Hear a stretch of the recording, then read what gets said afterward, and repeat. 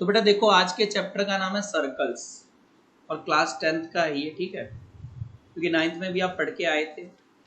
तो कोशिश करना आपको 9th की कुछ बातें रिकॉल हो जाएं ना, क्योंकि ज़रूरत पड़ने वाली है। तो मेरा सबसे पहला या आपसे कोई भी सबसे पहले पूछेगा कि सर्कल क्या होता है, ठीक है, what do you mean by circle. तो सर्कल क्या होता है तो हम इसका आंसर ही नहीं दे पाते, हम गोला गोला करने लगते हैं, गोला गोला, वो गोल होता है, गोला होता है, गोले को सर्कल बोलते हैं। पहले तो एक्चुअल में क्या है, सर्कल को गोला नहीं बोलते हिंदी में, पूछता कोई नहीं, बता रहा हूँ, हिंदी में सर्कल को वृत्त बोला जाता है। ये इस तरीके से लिखते हैं वृत्त, गोला नहीं होता, ठीक है। गोला तो ये तुम्हारी ऐसी आम बोलचाल की भाषा में है, शुद्ध हिंदी में उसे व्रत कहा जाता है, ठीक है। ये वो व्रत नहीं है जो आप रखते हो, दिस इज व्रत मतलब सर्कल। आपने कहीं ये शब्द हिंदी में पढ़ा जरूर होगा, ठीक है, व्रत। तो अब सर्कल की डेफिनेशन के बारे में बात करते हैं कि सर्कल क्या है। तो तुम एक चीज देखो, मैंने एक पॉइंट फिक्स किया, मैंने एक 2D प्लेन में, एक 2 डायमेंशनल प्लेन में एक पॉइंट फिक्स कर दिया ये, और इस पॉइंट को बाद में हम नाम, अभी चाहो तो अभी नाम दे दो, ओ दे दिया। और इस पॉइंट से फिक्स्ड दूरी पे, इस फिक्स्ड पॉइंट ओ से फिक्स्ड डिस्टेंस, मान लो 5-5 सेंटीमीटर की दूरी पे जितने भी पॉइंट हैं, इनफाइनाइट पॉइंट होंगे। तो अगर मैं उन पॉइंट को कलेक्ट करता जाऊं, कलेक्ट करता जाऊं, कलेक्ट करता जाऊं, देखो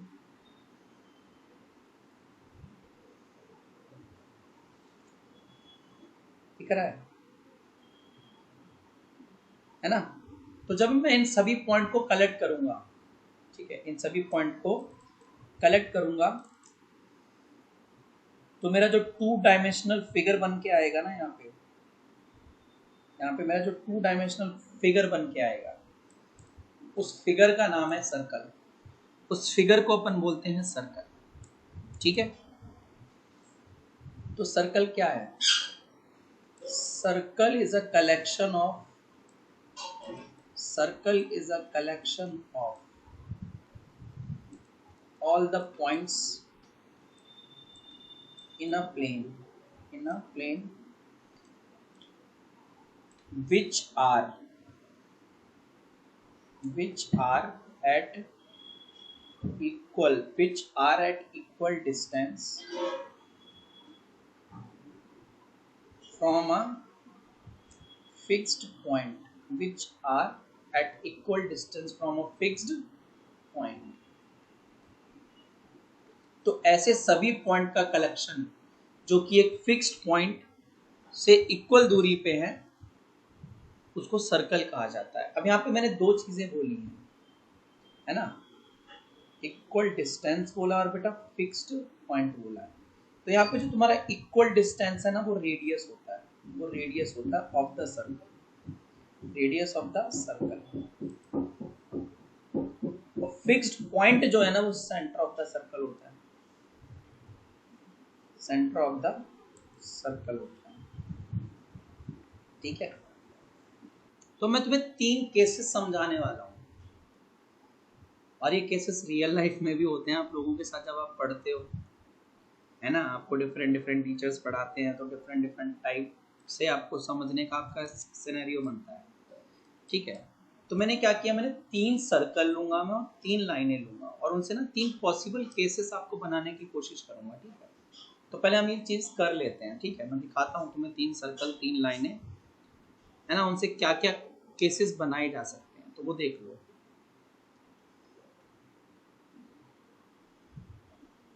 3 केसेस, ठीक है, इन अ सर्कल। तो देखो, अब हमारे पास ये 3 केसेस है सर्कल के साथ, और एक सर्कल और एक लाइन के साथ ऐसे 3 केसेस हो सकते हैं, ठीक है। तो केस 1 आपको दिख रहा है ना, केस 1।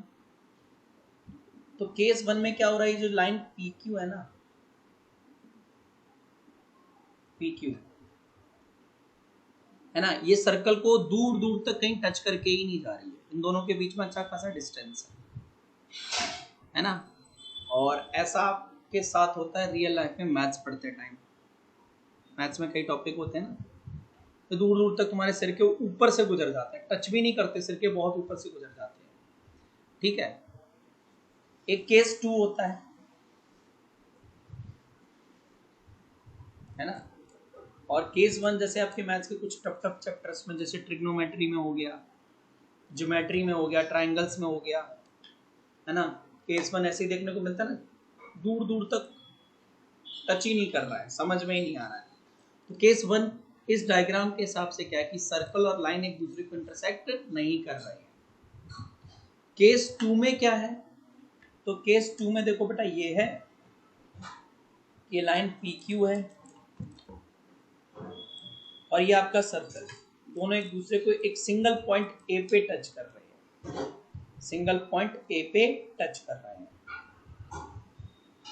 और एक केस 3 है ना, इसमें लाइन PQ जो है इस सर्कल को 2 पॉइंट पे टच कर रही है, A और B पे। केस 2 रियल लाइफ में आपको कहाँ देखने को मिलता है, ठीक है। मैथ्स के कुछ चैप्टर्स में जो इजी होते हैं, जैसे कोऑर्डिनेट ज्योमेट्री है ना, कोऑर्डिनेट ज्योमेट्री हो गया आपका, ठीक है। और कुछ हद तक AP कह सकते हैं, या चैप्टर 1। और एक है केस 3। तो केस 3 रियल लाइफ में हनी सिंह का गाना यो यो हनी सिंह वाला है ना, वहां पे बिल्कुल घुस के जाता है, दिमाग में बैठ जाता है ना। ये तो रियल लाइफ का था, पर एक्चुअल में देखो, एक्चुअल में केस 1 को कहते क्या है। तो केस 1 में जो PQ है, PQ is non intersecting to circle. PQ circle की नॉन इंटरसेक्टिंग है, सर्कल को टच ही नहीं कर रही है।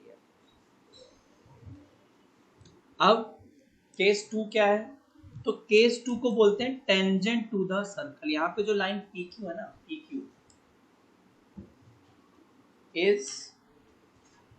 PQ क्या कर रही है, is intersecting circle at a point, ठीक है। PQ क्या कर रही है, सर्कल को इंटरसेक्ट कर रही है, ठीक है, at a point on the circle. वो भी पॉइंट का है सर्कल के ऊपर, बाउंड्री के ऊपर, at a point on the circle. और केस 3 क्या है बेटा, देखो केस 3 में PQ इज इंटरसेक्टिंग,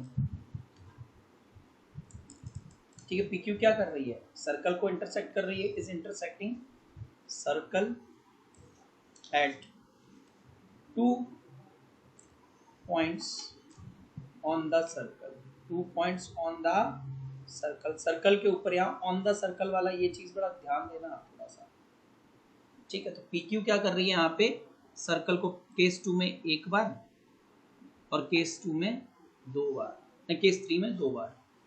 तो जो केस 2 में जो PQ है ना, ये जो लाइन PQ है उसको नाम दिया गया है टेंजेंट। क्या नाम दिया है, टेंजेंट। तो टेंजेंट क्या है, टेंजेंट एक लाइन है जो सर्कल को सिर्फ और सिर्फ एक ही पॉइंट पे क्या करती है, इंटरसेक्टिंग। तो a tangent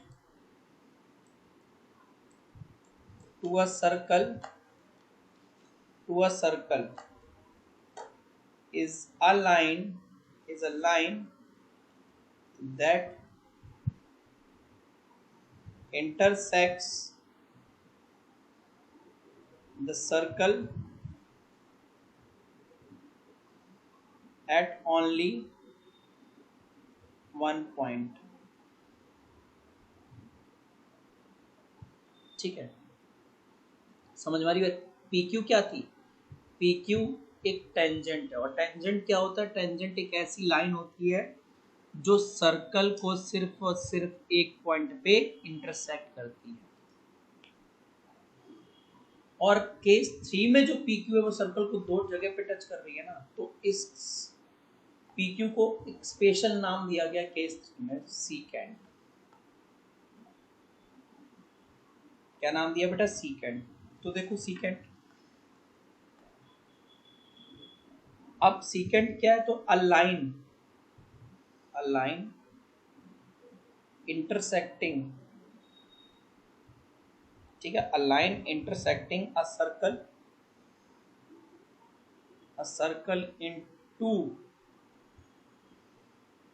into points is called a secant,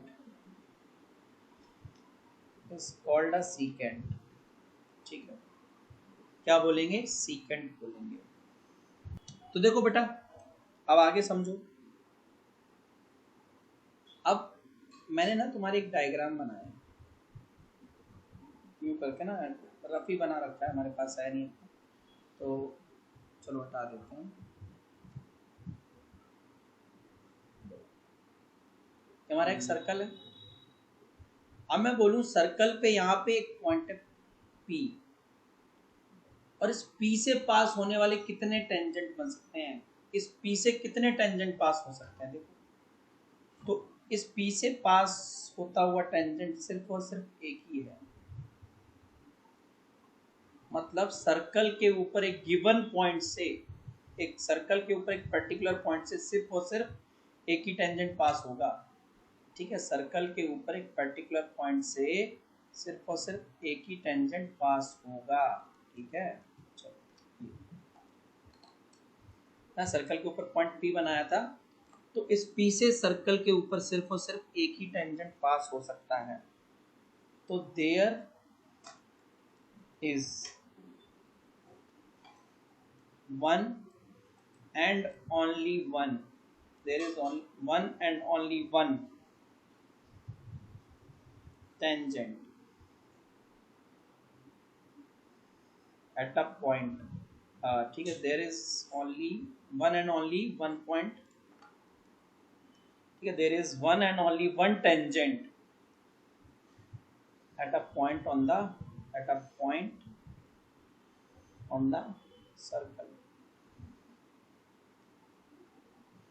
ठीक है, एक पॉइंट से, a point on the circle से कितना टेंजेंट बनेगा, one and only one tangent. मगर मैं कहूं एक सर्कल के ऊपर कितने टेंजेंट है, तो तुम्हें पता है सर्कल की डेफिनेशन क्या थी, अ circle is a collection of infinite points which are at equal distance from a fixed point। तो पॉइंट कितने हैं सर्कल के ऊपर, इनफाइनाइट, तो टेंजेंट भी कितने होंगे, इनफाइनाइट, ठीक है। सर्कल की डेफिनेशन देखो, ऊपर पढ़ो, है ना, देखो ऐसे देखो ना, सर्कल के ऊपर कितने पॉइंट है, लाखों, इनफाइनाइट पॉइंट है ना, देखो जितने चाहो उतने बना लो, है ना, ऐसे करके बनाते जाओ, कितने सारे पॉइंट बनते हैं, है ना। तो जितने सर्कल के ऊपर पॉइंट हैं और वो कितने हैं, इनफाइनाइट, तो सर्कल के ऊपर टेंजेंट भी कितने होंगे, इनफाइनाइट, ठीक है। तो अब देखो, समझो आगे बात को गौर से थोड़ा सा, तो यहाँ देखो, तो पता ही है circle is a collection of infinite many points. देखो एक ये पॉइंट है तो इससे एक टेंजेंट जाएगा, ऐसे करके, मान लो एक ही पॉइंट है तो इससे एक टेंजेंट जाएगा, तो जितने पॉइंट हैं उतने टेंजेंट जाएंगे। तो देयर आर इनफाइनाइट मैनी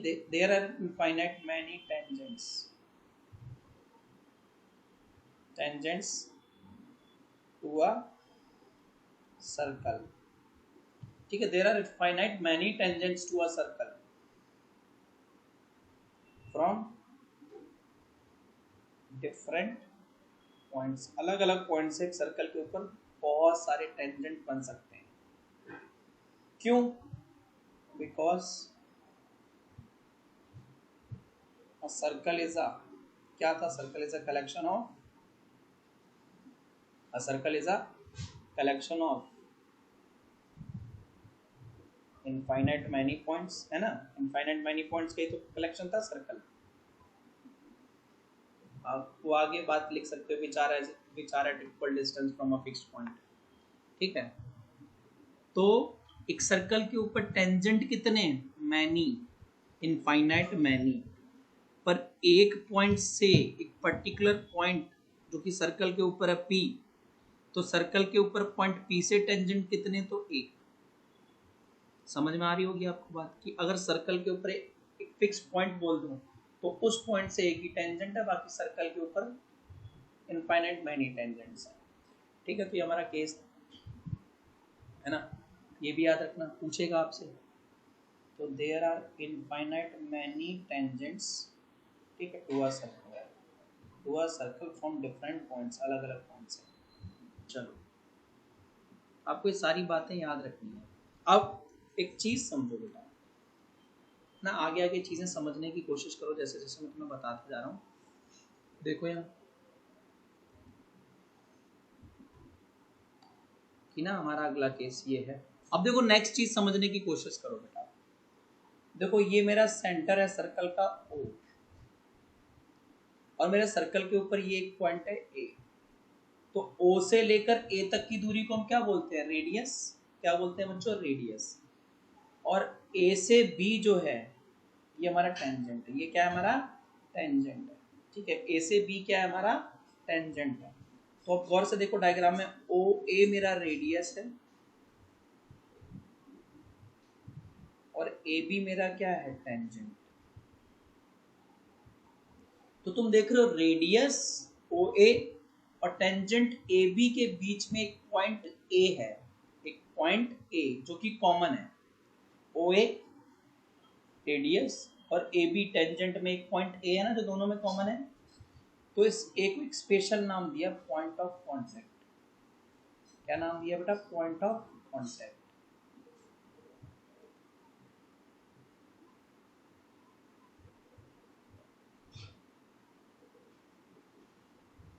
ठीक है, पॉइंट ऑफ कांटेक्ट। तो इसकी डेफिनेशन क्या होती है, देखो इसकी डेफिनेशन है कि the common point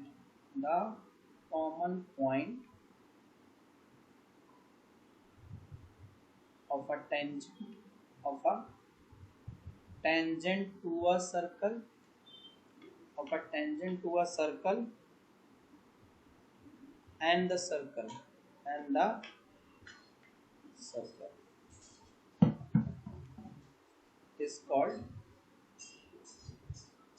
point of contact, ठीक है, point of contact। तो द कॉमन पॉइंट, उसमें टेंजेंट, ठीक है, तो common point of a tangent to a circle and the circle कह लो या फिर रेडियस ऑफ द सर्कल भी कह लो, ठीक है। सर्कल और रेडियस ऑफ सर्कल भी चल जाएगा। तो द सर्कल, और ना यहाँ पे मैं थोड़ा सा फिर इसको इम्प्रोवाइज कर देता हूँ, डेफिनेशन को थोड़ा सा ना मैं इम्प्रोवाइज कर देता हूँ ताकि चीज़ें और ज़्यादा क्लियर हो जाएं। तो देखो बेटा, the common point of a tangent to a circle and the circle, और या फिर radius of the circle is called, वो आप बाद में लिख सकते हैं, ठीक है। चलो, तो देखो थ्योरम 10.1 क्या कहती है कि the tangent at any point of the circle, circle के ऊपर कहीं पे भी एक पॉइंट है, वहां से जैसे अभी मैंने इस डायग्राम में A लिया हुआ है, A, ठीक है। तो the tangent at any point of a circle is perpendicular to the radius through the point of contact. तो सिंपल सा ये है कि देखो हमारा जो रेडियस होता है ना सर्कल का, रेडियस, और ये जो टेंजेंट है सर्कल के ऊपर, वो एक दूसरे के ऊपर परपेंडिकुलर होते हैं। और कहाँ पे, at the point of contact, यानी उस कॉमन पॉइंट पे जो उन दोनों के बीच में कॉमन पॉइंट है, उस कॉमन के पॉइंट के ऊपर ये लोग क्या होते हैं, एक दूसरे के ऊपर बेटा परपेंडिकुलर होते हैं, ठीक है, दे आर परपेंडिकुलर ना। ये थ्योरम क्या कहती है इस डायग्राम के हिसाब से, इस डायग्राम के हिसाब से ये कहती है कि तुम्हारा जो टेंजेंट है और जो रेडियस है, यानी OA जो कि मेरा रेडियस है, वो परपेंडिकुलर है किसके ऊपर, टेंजेंट के ऊपर, यानी ओ ए जो है वो क्या होगा, ए बी के ऊपर परपेंडिकुलर होगा। दैट इज, इसका मतलब ये हो जाएगा कि एंगल ओ ए बी जो है तुम्हारा 90 डिग्री हो जाएगा। ठीक है, कितना हो जाएगा, 90 डिग्री हो जाएगा। ठीक, अब क्या होता है, इसका प्रूफ भी पूछते हैं। ठीक है, इसका प्रूफ भी पूछते हैं, तो इसका प्रूफ भी देखते चलो यहीं से। ठीक है, इसका प्रूफ भी पूछते हैं, और कहाँ पूछते हैं, कहीं नहीं पूछते हैं। बहुत रेयरली पूछ लिया तो पूछ लिया, अदरवाइज नहीं पूछते हैं। ठीक है, क्योंकि प्रूफ जो है ना इसका पूरा का पूरा थ्योरी है, तो नहीं पूछते हैं। ठीक है, तो अब इस डायग्राम के हिसाब से अपन चलने वाले हैं, है ना, इस डायग्राम के हिसाब से अपन चलने वाले हैं। ठीक है, तो अब मैं क्या करता हूँ कि ना यहाँ पे थोड़ा सा डायग्राम में नेमिंग की चेंजेस कर देता हूँ मैं, हल्की सी। ठीक है, क्या करता हूँ, डायग्राम में हल्की सी नेमिंग की चेंजेस कर देता हूँ, बता रहा हूँ मैं क्यों। तो इसको मैंने मान लो नाम दे दिया, वो भी चल जाता है, कोई दिक्कत नहीं है। मेरा ये ओपी हो जाएगा, जैसे मैंने नाम दे दिया ओपी। और मान लो ये हमारा एक पॉइंट था, टेंजेंट जो हमारा था ना उसका नाम ले लिया हमने कि पी क्यू था, नहीं पी एक्स था टेंजेंट। ठीक है, टेंजेंट क्या था, पी एक्स, है ना। तो अब तुम्हारा इस हिसाब से मैं क्या बोलता कि तुम्हारा जो ओपी है, ओपी इसके ऊपर परपेंडिकुलर है, तो आप बोलोगे सर पी एक्स के ऊपर परपेंडिकुलर है। किसके ऊपर परपेंडिकुलर है, पी एक्स के। तो इस हिसाब से तुम्हारा एंगल ओ पी एक्स कितना हो जाता, एंगल ओ पी एक्स जो है वो 90 हो जाता है। ठीक है, एंगल ओ पी एक्स कितना हो जाता, 90 हो जाता। अब ये कह रहा है कि आपको प्रूव करके दो, आप इसको प्रूव करके दो। ठीक है, तो पेपर में पूछता नहीं है, बट मेरा फर्ज है करा दूँ, तो करा रहा हूँ। तो सबसे पहले प्रूव करने के लिए आपको क्या लिखना पड़ता है बेटा, आपको लिखना पड़ता है गिवन। तो मुझे यहाँ गिवन क्या दिया है, ठीक है, 90 डिग्री तो आई नहीं, तो प्रूव करना है। तो गिवन देखो क्या दिया मुझे, एक सर्कल दिया, given a circle with centre O. एक सर्कल दिया है जिसका सेंटर क्या है, ओ, है ना, और एक टेंजेंट है, and the tangent, and the tangent क्या नाम उसका, P X to the circle at point, at point कौन सा पॉइंट, पी, पी से शुरू हुआ ना टेंजेंट, पी से। ठीक है, और प्रूफ क्या करना है, तो प्रूफ ये करना है बेटा, प्रूफ कि जो तुम्हारा OP है ना, OP वो परपेंडिकुलर है किस पे, PX पे। That is angle OPX is equal to 90 degree proof करना है। तो अब इसको प्रूव करने के लिए मेरे प्यारे बच्चों यहाँ लगेगी कंस्ट्रक्शन। तो कंस्ट्रक्शन क्या करना है कि आपको ना इस टेंजेंट PX के ऊपर कहीं पे भी बीच में, PX के ऊपर कहीं पे भी बीच में एक पॉइंट लेना है Q। ठीक है, क्या लेना है, Q अदर देन P। तो take a point Q on PX, PX के ऊपर एक पॉइंट Q लेना है अदर देन P, P के अलावा, एंड ज्वाइन करना है फिर उस Q को O से। ठीक है, ज्वाइन करना है उस Q को O से। तुमने क्या किया, O से Q ज्वाइन कर दिया। ठीक है, O से Q ज्वाइन कर दिया, डॉटेड लाइन से करना था। ठीक है, इसको डॉटेड लाइन से कर देना आप लोग। और आपको एक चीज़ यहाँ पे ये भी रखनी है याद, कि जो तुम्हारा Q है ना वो सर्कल के बाहर होना चाहिए। ठीक है ना, Q क्या होना चाहिए, सर्कल के बाहर। तो देखो क्योंकि बाहर ही होगा, PX के ऊपर है ना, P के अलावा, तो P के अलावा बाहर ही होगा कहीं ना कहीं। तो the point Q must lie outside the circle. Q circle के बाहर आना चाहिए। अब देखो प्रूफ, अब समझो बेटा इसका प्रूफ। एक चीज याद रखना कि दो पॉइंट्स के बीच में जो शॉर्टेस्ट डिस्टेंस निकाला जाता है ना, या दो पॉइंट के बीच में, मतलब जब भी डिस्टेंस निकाला जाता है, शॉर्टेस्ट डिस्टेंस निकाला जाता है, ठीक है, वो हमेशा परपेंडिकुलरली निकाला जाता है। ठीक है, दो पॉइंट के बीच में जब भी हम क्या करते हैं, शॉर्टेस्ट डिस्टेंस निकालते हैं, वो हमेशा क्या निकालते हैं, परपेंडिकुलरली निकालते हैं। इस चीज का याद रखना, ये आपने क्लास 9 में पढ़ा। ठीक है, आपने क्लास 9 में पढ़ा था कि दो पॉइंट के बीच में जो शॉर्टेस्ट डिस्टेंस होता है ना, वो हमेशा परपेंडिकुलरली निकाला जाता है। तो प्रूफ समझो, प्रूफ यहाँ पे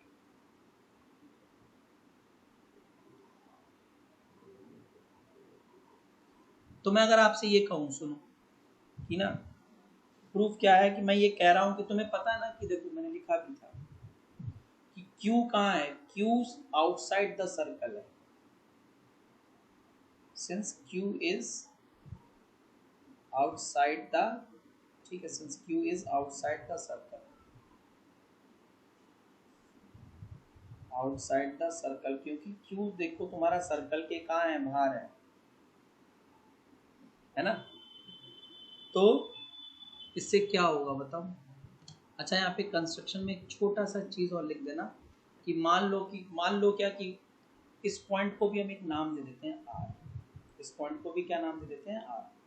तो on px other than p and join, ये भी तो नहीं पता है ज्वाइन क्या करना है आपको, देखो एंड ज्वाइन, ठीक है। तो ये वाला पॉइंट थोड़ा सा हटा देते हैं हम, थोड़ा सा, ठीक है, बाद में इसका इस्तेमाल कर लेंगे। तो एंड ज्वाइन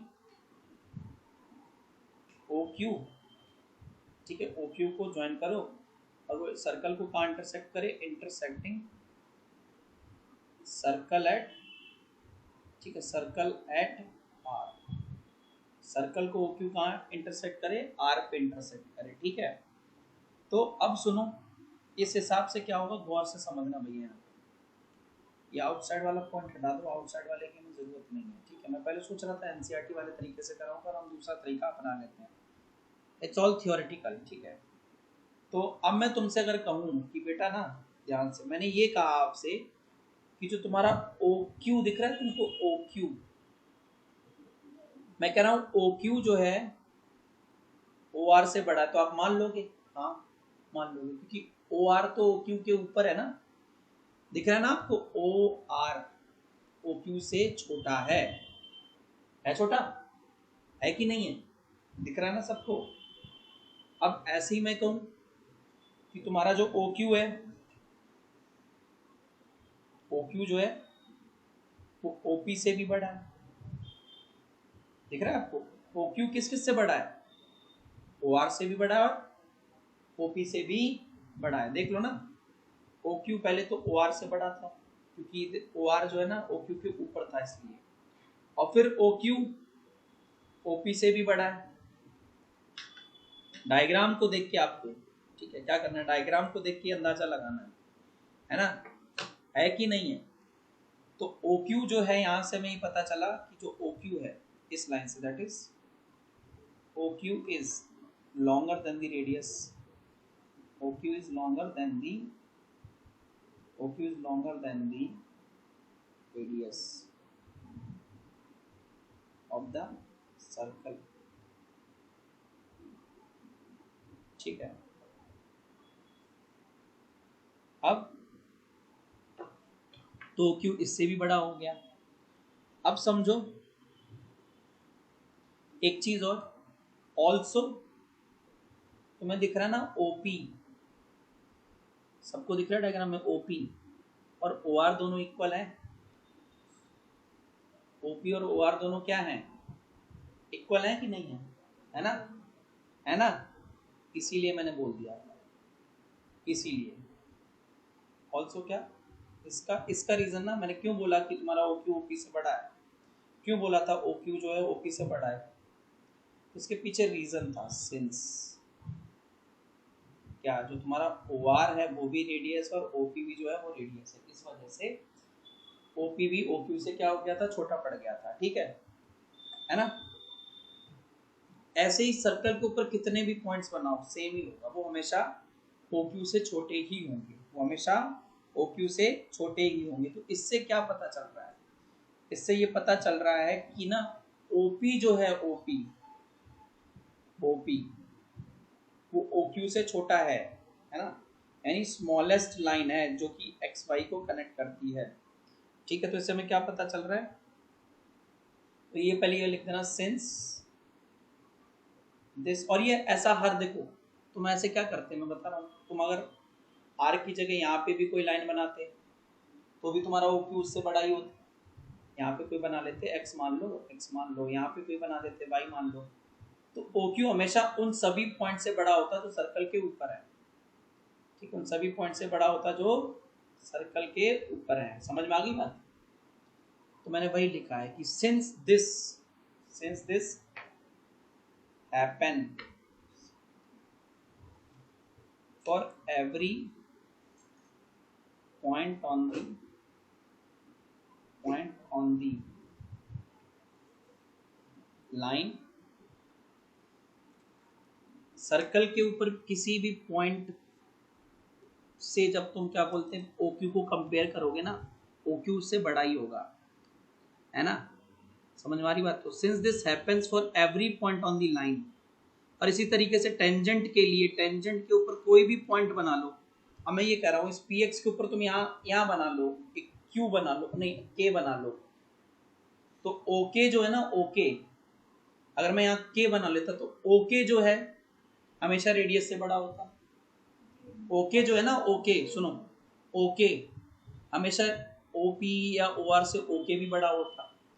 तो अब जो मैं लाइन लिख रहा हूँ उसका मतलब यही है कि since this happens for every point on the line PX, on the line PX, मतलब इस टेंजेंट पे तुम कोई भी पॉइंट ले लो, वो पॉइंट हमेशा बड़ा होगा किससे, सर्कल के ऊपर जो पॉइंट है उससे, यानी रेडियस ऑफ द सर्कल से हमेशा बड़ा होगा। ठीक है, एक्सेप्ट द पॉइंट P को छोड़कर, किसको छोड़कर, P को छोड़कर। तो यहाँ से हमें क्या पता चल गया, हमें ये पता चला कि जो OP है तुम्हारा O से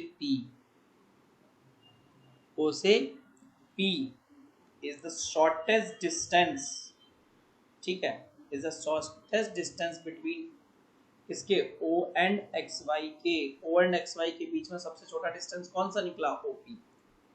ठीक है, तो therefore OP is the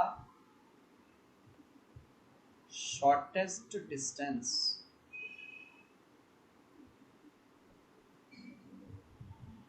of the point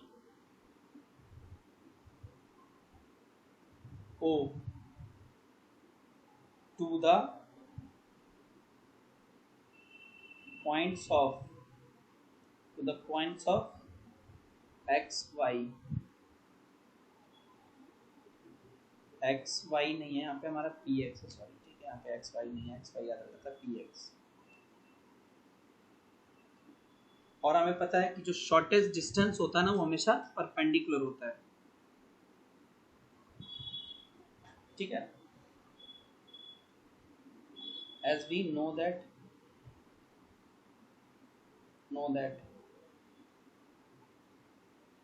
shortest distance, ठीक है, shortest distance between two points is always क्या, परपेंडिकुलर होता है ना। तो therefore इसीलिए जो तुम्हारा OP है ना वो परपेंडिकुलर है PX के ऊपर, that is radius is perpendicular to the tangent। ठीक है, तो देखो एक्सरसाइज 10.1 का पहला question, how many tangent can a circle have. तो अभी जस्ट बता के आया था, एक सर्कल के ऊपर कितने टेंजेंट होते हैं। तो अ सर्कल कैन हैव कितना, infinite many tangent. A circle can have infinite many tangents. अब सेकंड का फर्स्ट, ठीक है, सेकंड का फर्स्ट क्या लिखा है, a tangent to a circle, to a circle intersect it in dash point. भैया टेंजेंट सर्कल को कितने पॉइंट पे कट करता है, सिर्फ और सिर्फ वन। यहाँ वन लिख, क्या लिखना है, वन। डेफिनेशन में से ही आ गया। फिर a line intersecting, a line intersecting a circle in two point is called a, बताओ एक लाइन जो सर्कल को दो पॉइंट पे कट करती है, तो आपको पढ़ाया था डेफिनेशन में, सीकेंट कहलाती है भैया। वो क्या कहलाती है, सीकेंट। ठीक है, स्पेलिंग थोड़ा सही लिख देना, SECANT, सीकेंट। ठीक है, फिर तीसरा,